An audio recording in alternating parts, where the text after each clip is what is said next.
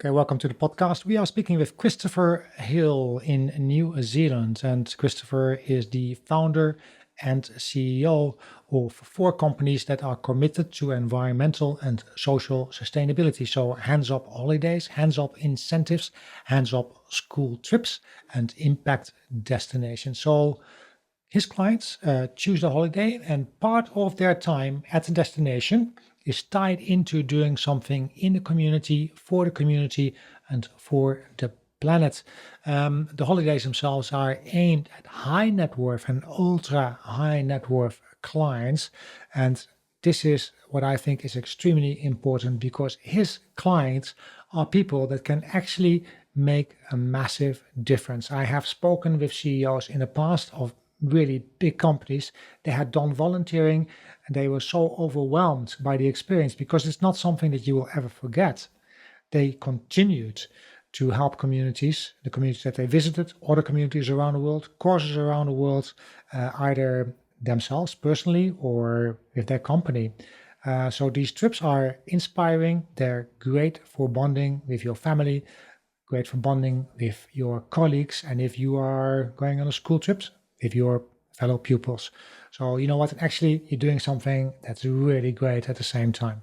So Christopher most definitely is doing the right thing here. I'm very grateful to have him as a guest on the podcast in these trying times. It's not easy for anyone, really, but travel industry is suffering immensely. You can find all the links on the show notes. Also links to all these websites as well. Also on our website, that is podcast.earth. And without further ado, here's the podcast with Christopher. Just a quick introduction. I believe I'm speaking with Christopher Hill, or is it Chris Hill? How do we... I prefer Christopher, but Christopher, I Christopher, good. That's absolutely fine. Yeah. So welcome to the podcast. Thank you. Okay. Great to be here. And I have a couple of companies here: Hands Up Holidays, Hands Up Incentives, Hands Up School Trips, and Impact Destinations. And and I see from your website that all of them have in common that you're committed to environmental and social sustainability, which is absolutely fantastic. So can you tell me a little bit about why 4 companies? And sure. Well, that wasn't, I guess, the plan from the outset. Mm-hmm. So I started, the first business was Hands Up Holidays, Okay. which launched in 2006. Okay. After I got the idea for it in 2002. Yeah, 2002. Yeah. And then eventually launched, as I say, in 2006. And the idea behind Hands Up Holidays was, at the time, targeting young professionals, cash rich, time poor, people like me at the time, really, back then, who wanted to still have a holiday, but at the same time to make a difference as part of that holiday. And actually, right from the outset, we started getting bookings from an area that I wasn't expecting at all, which was families. Families, right? And I didn't have a family of my own at the time, and it just wasn't on my radar when I set up the business. I was actually really, pleasantly surprised, but puzzled. And it took me to asking out these people these families that were booking with us why they were doing so, and they were saying things like, "This is a great family bonding experience for us." Bonding. Okay. They say, our kids come from pretty privileged backgrounds, and this is a wonderful way for them to really just understand how fortunate they are. Or they'd say, we want our kids, we want to inspire our kids to be future world changers.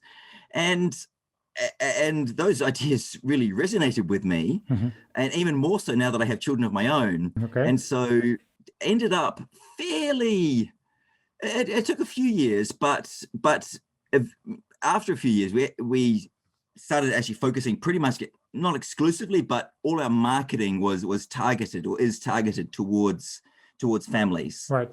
And so that was one segment that I was really enjoying fulfilling. Yeah. And then a couple of years into running Hands Up Holidays, my PA at the time was at a charity dinner and she met a CEO of a business in London, or just outside London. So you were living in London at that point, or? Yeah, I should have said that. Yeah. So I'm in London, but you lived in London. I called you on a mobile number in London, which obviously didn't work anymore because you are in Australia, right? Well, just to correct, New Zealand. But, New Zealand. Oh, sorry. Yeah. Okay. Yeah. Yeah. That's right. That's right, Peter. I launched a business. I spent 16 years in total in London. Yeah. And also launched the business in 2006 in London. Yeah. But for the last 4 years, I've been back here in New Zealand, where I was originally from. Yeah. Okay. Right. Yeah. and so my PA had this. She met the CEO at this dinner, and he said we do a lot of incentive trips for our staff, but we're a bit sick of them being big piss ups. Right. And she said, well, have I got the company for you? Right. And so we hadn't done anything in the corporate context before, but she was very nimble on her feet and so on, and pivoted on my behalf really, into the corporate audience. And so he said, "Oh, just get Chris to give me a call." So I did that, and I met with this guy Peter Kelly, who was running it's a software reseller called Softcat. Okay. And they were based in Marlow, and I went to meet with him, and he said, well, we're at the moment looking to go do a trip to the Caribbean. But maybe, you've got an alternative idea. And so I reached out to my network of sort of somewhat bigger projects, because this was going to be for about 30 people as opposed to, say, a family of, four or five. Yeah. And so so I ended up settling on proposing a trip to Fiji. Yeah. Which did include a cruise, which is what they wanted to do, but also included building a house for a family in the slums of Suva, the capital city of Fiji. Wow. And I'm probably waffling a bit too much here. No. That's because obviously that reaches back to what you did in South Africa as well. Hey, in 2002. Yes, it does. Yeah. I'll round up this story and then we can jump back to that. Of course. I'm jumping ship there. Go ahead. Yeah, go ahead.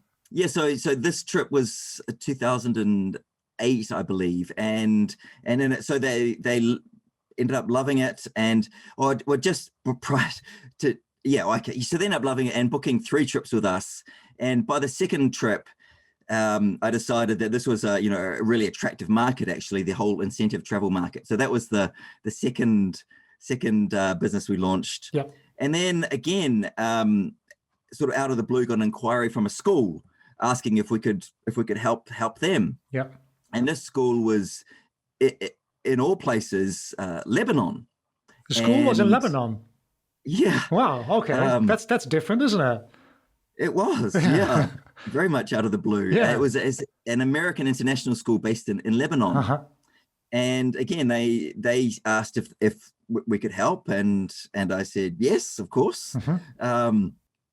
And then again, by the time they've done 5 trips with us now, but I think again by the second trip, again it was spotted an opportunity serving the schools market, and so decided to set up another business to focus that particular business's marketing just on schools. Yeah.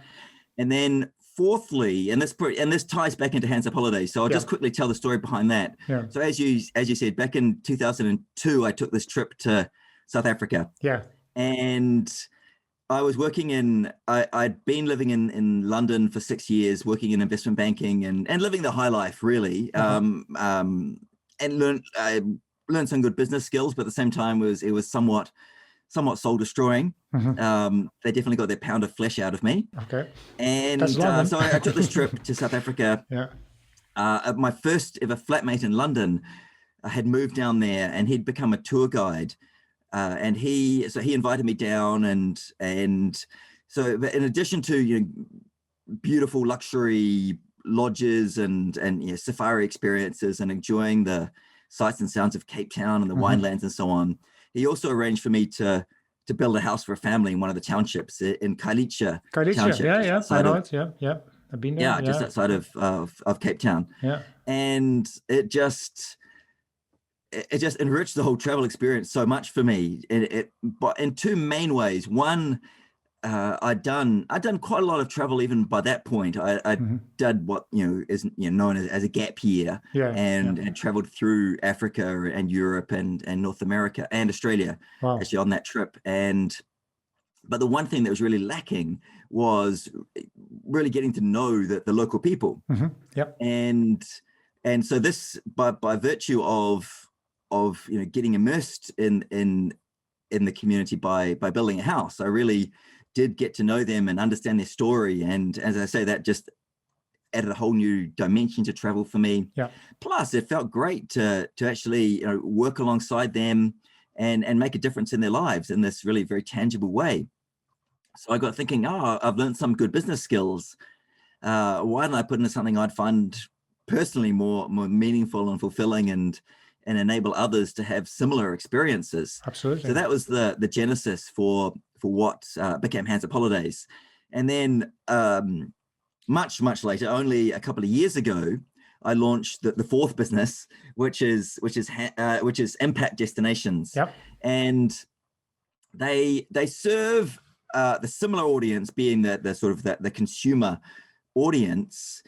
There's a few subtle differences. One being it's not as targeted to families as Hands Up Holidays is, but the main difference is that, in contrast to Hands Up Holidays, where each trip does include a hands-on volunteering, giving back component, such as building a house or helping at a wildlife rescue center, or renovating a daycare center, or whatever the case may be.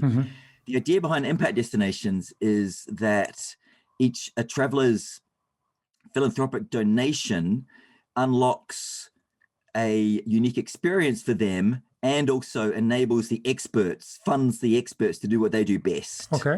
And you're talking about the experts that actually go on the trip. That's what you mean, right? Or say that again, Peter. The experts that go on the trip. You not necessarily the whole trip with you, but for part of it, yes. They're on that trip, and they are, and so you get to meet them and interact with them and learn from them as well. So a couple of examples would be actually coming back to South Africa. It would be, say you're on your safari, and on one of your safari days you get to witness a rhino relocation from a heavily poached reserve in South Africa to a safe one in Botswana. So that's where you sit in the helicopter with the vet while he darts the rhino. Then you land the helicopter, spend a bit of time with a sedated rhino before seeing it airlifted off to safety in Botswana. And so you get to say, I saved the life of a rhino. Sounds amazing, I must say. It sounds really amazing. It is. So actually, I should say, probably about 80% of those trips that we have are sort of conservation related. But the balance are, for lack of a better word, sort of humanitarian, community related. So an example would be, in Australia, we offer a experience whereby travelers can fund a scholarship for a promising Aboriginal art student. And then in return for that, you have a exclusive afternoon with a established Aboriginal artist from whom you can commission a unique work of art from them. Right. Brilliant. So again, it's the idea of making a difference, having this incredible experience, which is unlocked through that donation as well. Right. That makes total sense. So that's the four companies indeed. And why do you do it yourself? Obviously, it comes back probably to what you did in South Africa, right? Building a house and having really getting in touch with the locals. So I've done volunteering myself as well, which you probably saw from the email. I really loved it. Just gives you a totally different perspective on the place that you visit. Hey? Yeah, exactly. And it's like I said, for me, it was life-changing. And so it fueled the passion in me for others to have life-changing experiences. And that's probably an important point to say, that particularly with the volunteering side of things. Yeah. Yes, I mean, we've been really careful to ensure that you do make a difference, but probably that the main difference is in the traveler, because that's absolutely the contrast in their everyday lives is so profound, and that's a really exciting thing. Yeah, no, absolutely. And is there anything that you're trying to accomplish from your side by giving these people the opportunity, giving these families, these schools the opportunity to really? Yeah, I think so. I mean, I think that, I mean, it touches on a bit that I mentioned in terms of some of the families' motivation for traveling with us, in terms of wanting their kids to know, appreciate how fortunate they are. Yeah. And that was a big sort of lesson I learned as well, in terms of, particularly, well, it really only comes across in the sort of the community projects, but you get to interact with people who have virtually nothing, but even before you're there, they're happy and content. Yeah. And there's incredible lessons to be learned from that, for me and a lot of our clients. I mean, not just the kids, but the parents, or it might be the employees, or the students or teachers as well. Just to a very, really valuable life lesson of to focus on being grateful and content with what you have. Yeah, and I understand. But I understand from you as well that people come to you, right? Families come to you. So you actually, do you reach out to them? Because that seems different from what normally you go to a beach, you go to a hotel and have 7 days or 14 days of total relaxation, which you have with you as well, I'm sure. But there's a whole social aspect. Do these people have members of the family already done volunteering, or have they already done something in social impact, or is it like something totally new? Do you have to educate them? Yeah, it's both. Both, yeah. Okay. Yeah, and we certainly get clients that have volunteered before. Yeah. Either one or two members of the family, but for certainly a sizable proportion, probably even the majority, it is their first time, and I think that's the reason they're attracted to us is because it is still a portion of your holiday. It's typically, let's say if it's it's a 10-day trip. Yeah. Is that typical, or? Well, actually, for the UK, no, it's probably more 2 weeks for the UK. Yeah. Okay. Yeah. So it depends on the region of the world where they're coming from, your clients, or? Yeah, it does. Oh, okay, it does. Yeah. Right. So for the UK, sort of 12 to 14 days. Yeah. Whereas our American clients, North American clients, it's more 8 to 10 days. Yeah. Shorter holidays, huh? But if we focus on the UK and look at 14 days, it's typically about 5 days is volunteering, and the rest is a more conventional holiday, as you'd think of that. Yeah. And schools, so how long is that normally, if I may ask? Schools, how long do they go for? Schools, yeah. They go for anything. That varies quite a lot as well. Yeah. Okay. From, I'd say, 5 days to 2 weeks. Wow. Okay. Yeah. That's significant. 2 weeks for school, children to be together. That's quite an experience, isn't it? Yeah, absolutely. Yeah, absolutely. It's, coming towards, for those schools, it's that they run the trip every, say, couple of years, and they do it across a couple of year levels, and it's pretty much done over one of the school holiday periods. Yeah. Okay. And I see that you're operating in total different parts of the world. Obviously Africa, I saw South Africa, I saw Zambia, Rwanda, also saw Costa Rica, and I saw even Europe. You're doing some work in Italy as well. What is your main area of where you send people to, or where people want to go to? Yeah, the main area. Well, our most of our clients are actually American. Okay. And so it's for most of our our most popular destination is Costa Rica that you identified. Costa Rica, yeah, okay. It's closer home, I suppose. Yeah, so it's there's a lot of pluses for Costa Rica, and particularly around in terms of how close it is to the US, and it's a very safe destination, and relatively speaking, quite, the infrastructure is very good there. Okay. In terms of roads and telecommunications and so on. So it's a good, and it ties in with, I think, as well with, I mean, not that our clients are necessarily complete first-time travelers, full stop, but it's a good but they may have, for instance, only traveled to Europe. Right. So in terms of the developing world, the Costa Rica is a very gentle introduction to that. Push into that area. Yeah. Of course. What kind of projects do you do in Costa Rica, if I may ask? If volunteers go there or they want to do some social impact, what is it? Sure. So on the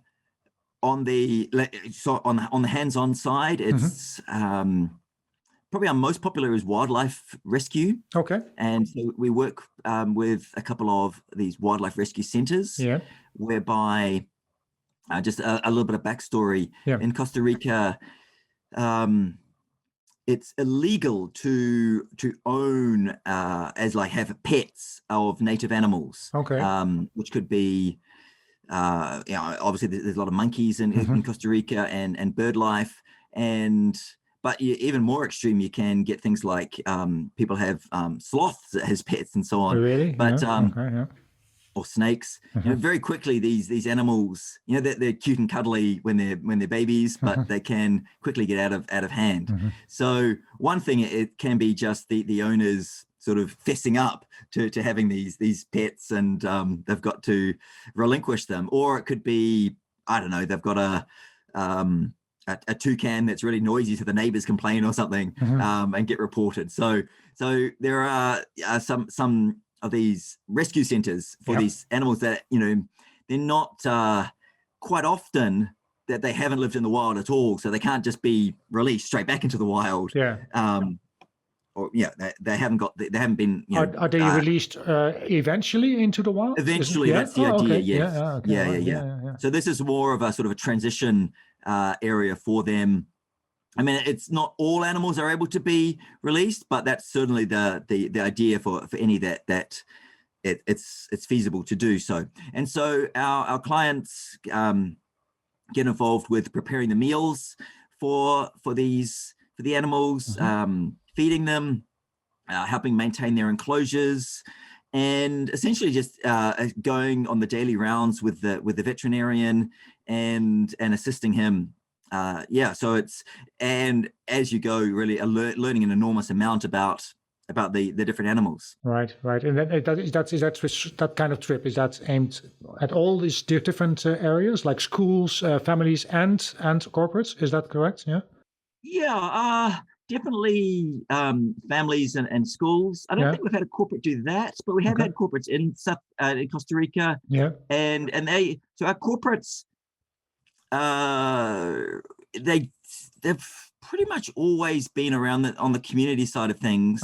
And it's been typically sort of bigger impact, and it can be multiple projects as well. It all depends on the number of people, and so with them, we've had them do things like build classrooms, or medical clinics. So some of our other projects. What do they do there, medical clinics? Because I saw something about medical skills in Costa Rica, Zambia, and Italy. So how does that work? You have to have medical skills to be in that program, or?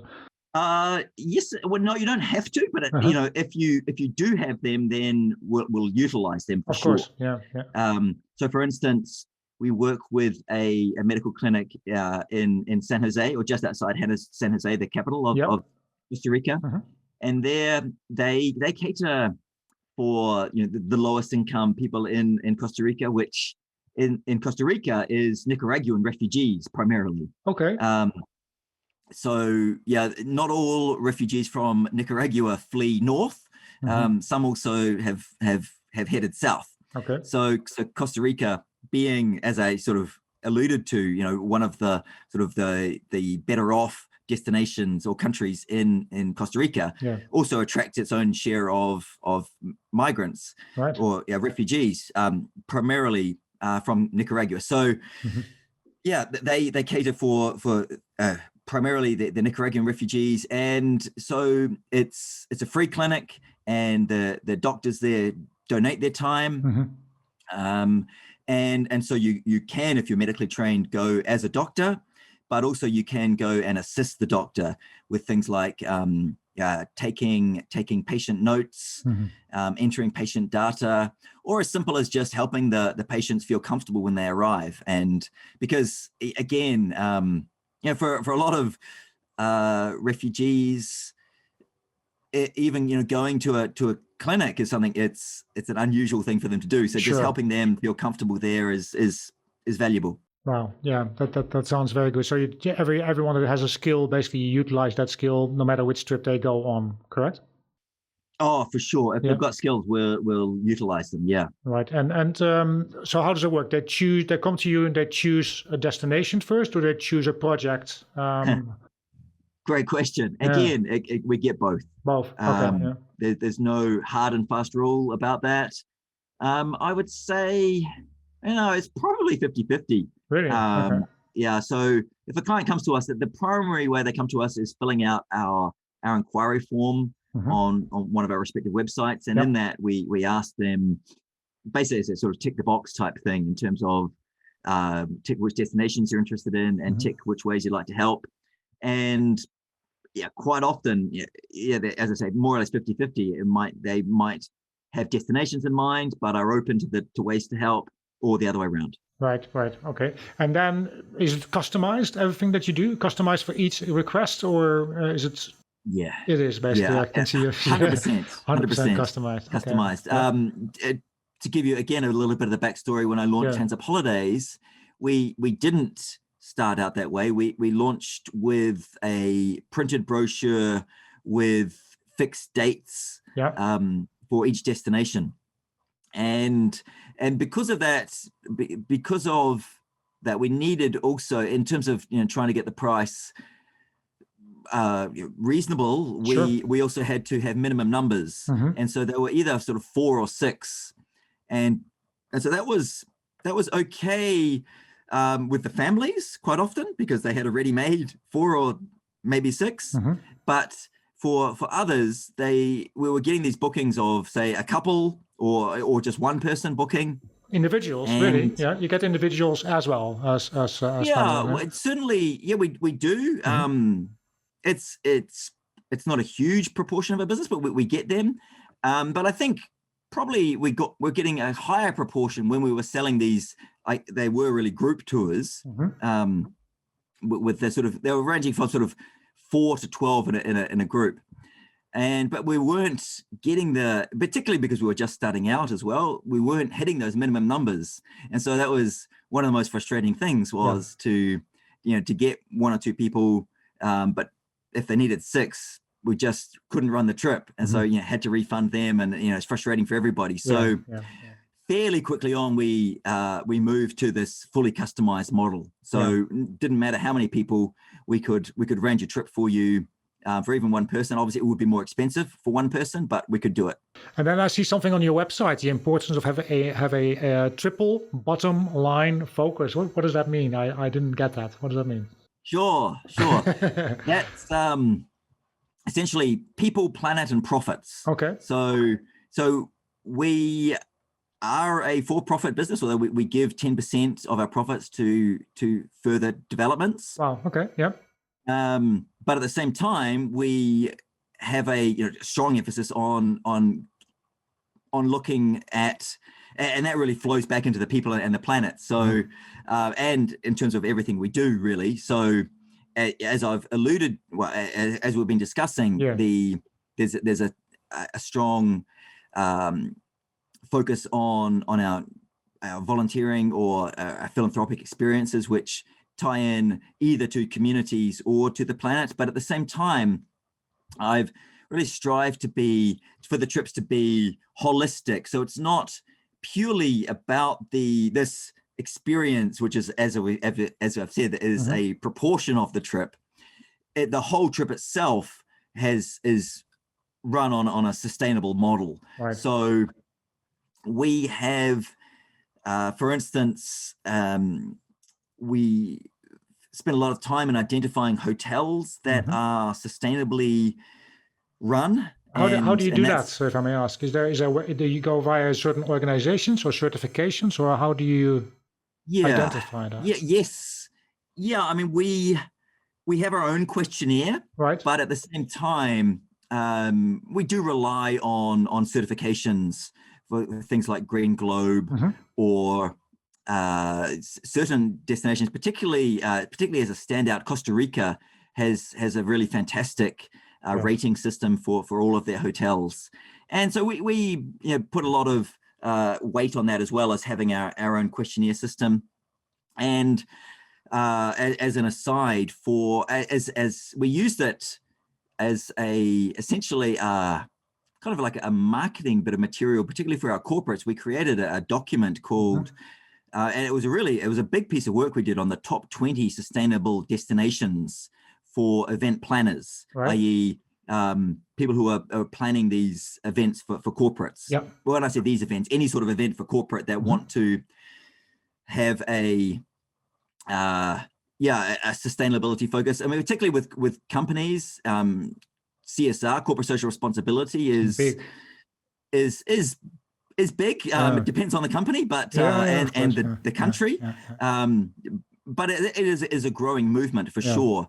And is it that's mainly American companies, or is that mainly American companies, or? Yeah.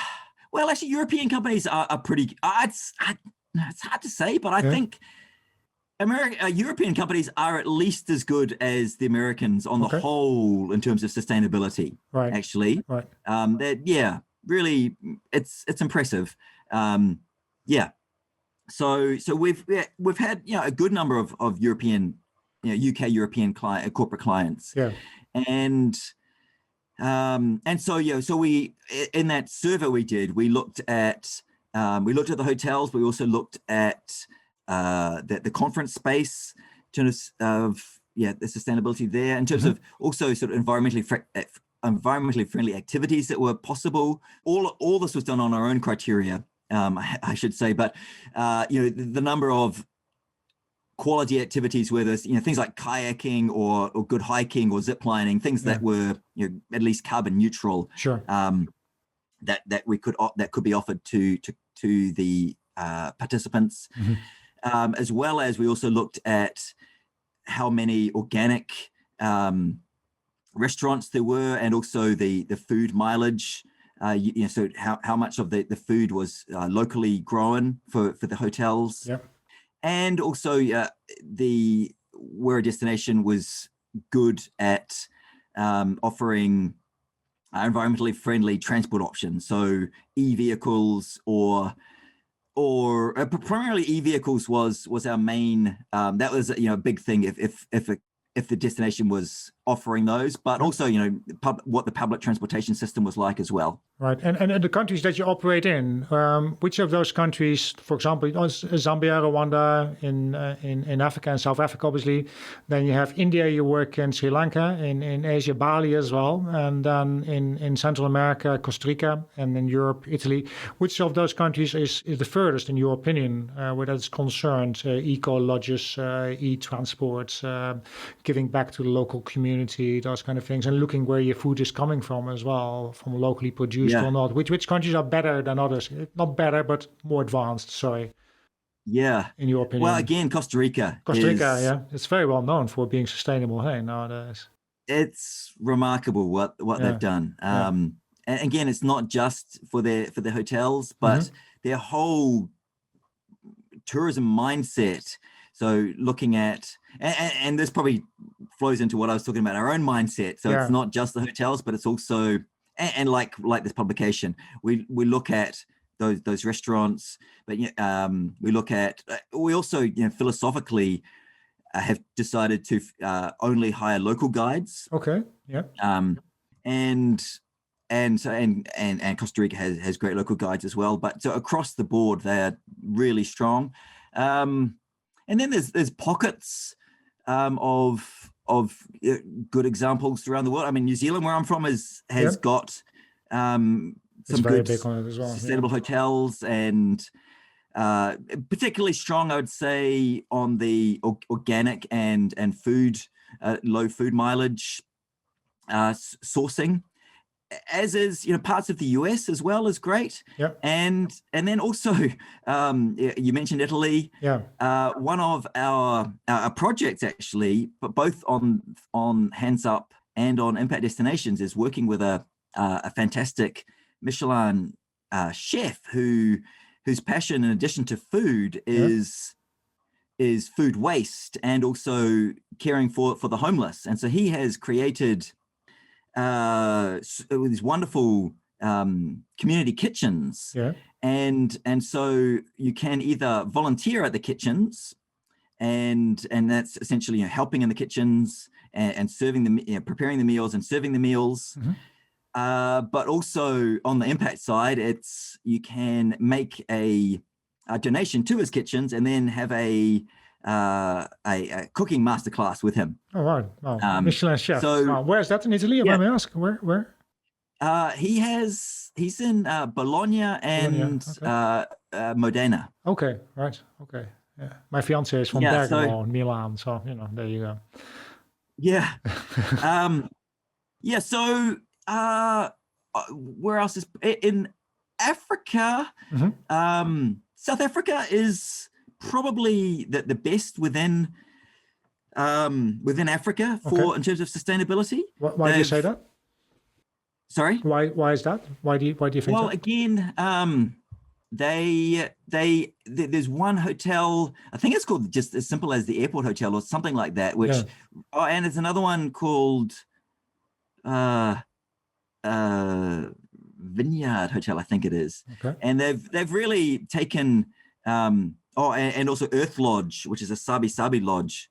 Sabi Sabi Lodge in Sabi Sands, and they've all really taken sustainability to heart in their construction. So we're sort of actually starting from the design of these properties and through to their construction using like recycled materials and material that is well insulated, and then they will very good at generating their own power sources and reuse of brown water and really excellent in terms of their recycling and reuse of waste. Right. So Africa probably is at the lower end of being advanced in terms of sustainability, but South Africa is doing the best that I can think of off the top of my head for the South African nations. Right. Okay. And you talked about that document. Is that available online? Can people download that, or can they get it somewhere else, or do you send it out to your clients? How does that work? Yeah. It is available online, actually. Yes. Yeah. On the Hands Up Incentives website. Okay. Hands Up Incentives. Okay. Yeah. I think it comes from memory as there's a sort of a pop-up saying, in return for your email address, you get the guide to the top 20 sustainable destinations. That's very useful, I'm sure. Yeah, and you've been doing this for 16 years, right? That's a long time. Are you getting? Is it still rewarding for you at this point after 16 years, or you think, well, maybe something else? Or? Well, I think, Peter, part of having 4 businesses, and they weren't all launched at once. So as I said, they've been launched in succession or progression, has kept things fresh. Because that's helped, but as well, it's just hugely rewarding to get the stories from both from our clients and from the communities that they're helping. Right. So they're really grateful to communities for the work that you do. They are. The animals can't sort of speak so well for themselves, but it is really rewarding. So it gets me out of bed every morning, and I thoroughly enjoy it. I mean, having said that, things have come to a shuddering halt due to COVID.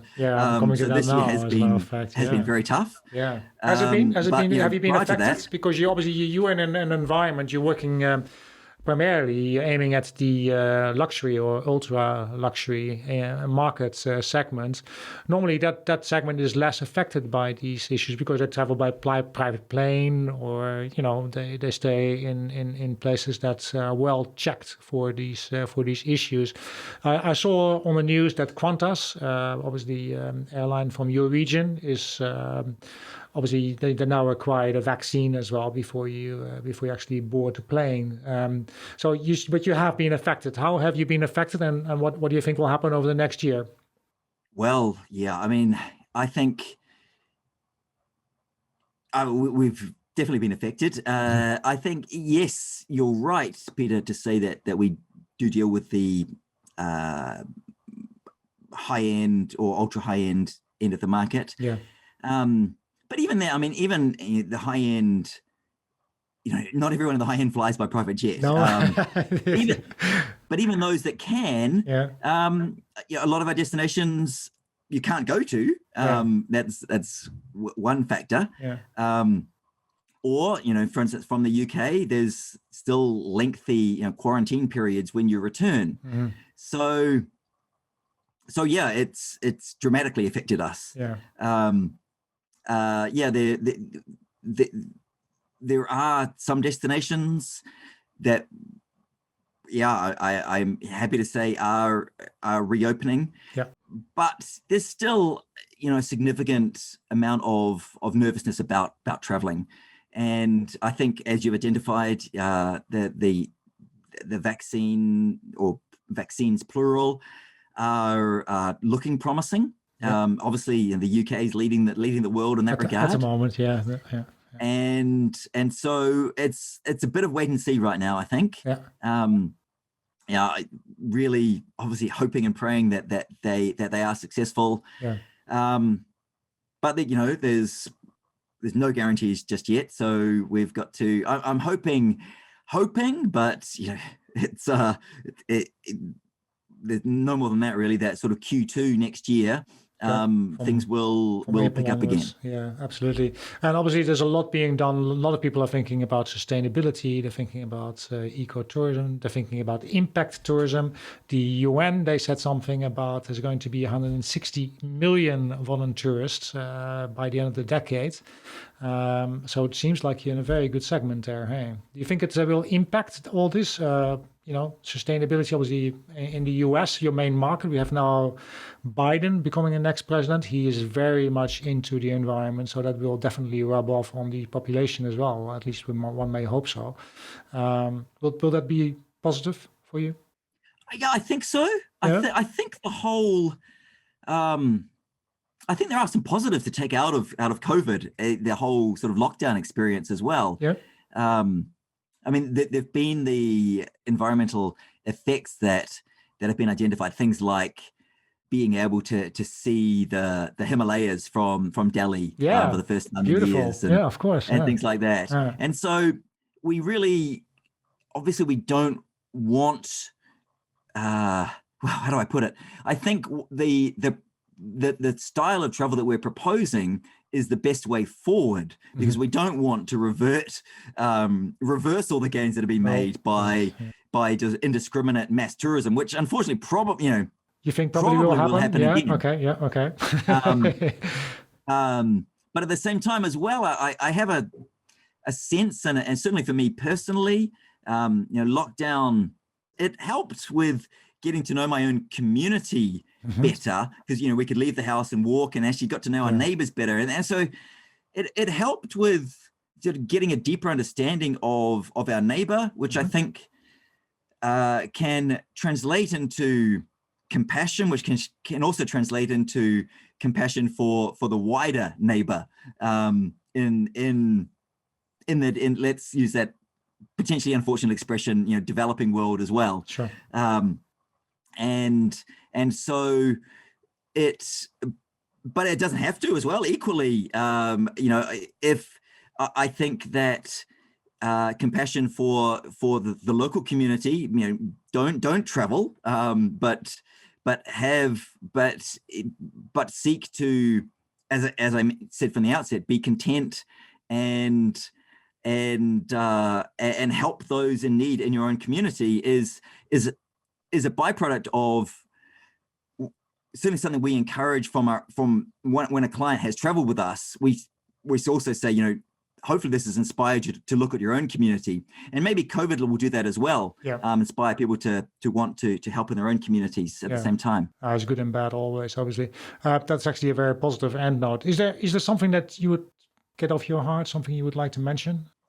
No, I think we've covered a lot of ground. I think what I just said is probably a good way to finish, Peter. Yeah. Where can people find? Obviously, there's a lot of companies, so it must be a lot of websites as well.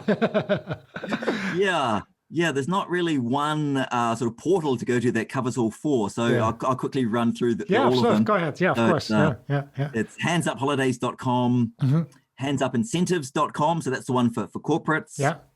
Handsupschooltrips.com probably speaks for itself. And then impactdestinations.com is the more the pure philanthropic experience. And social media, are you? Good question. Yeah. Social media, we've got Facebook. So I think it's Hands Up School Trips, Hands Up Incentives, Impact Destinations, and Luxury Voluntourism. Luxury Voluntourism is the Hands Up Holidays one. Right. And Instagram, you're really testing me now. Instagram, I think we've got it for Hands Up Holidays and Impact Destinations only. Yep. And then Twitter, I think, is actually only Hands Up Holidays. Right. So Facebook is the main platform, eh? It is the main platform, yeah. Right, fair enough. Okay. Thank you so much for being on the podcast. Fantastic. Thanks so much for inviting me, Peter. It's been a pleasure.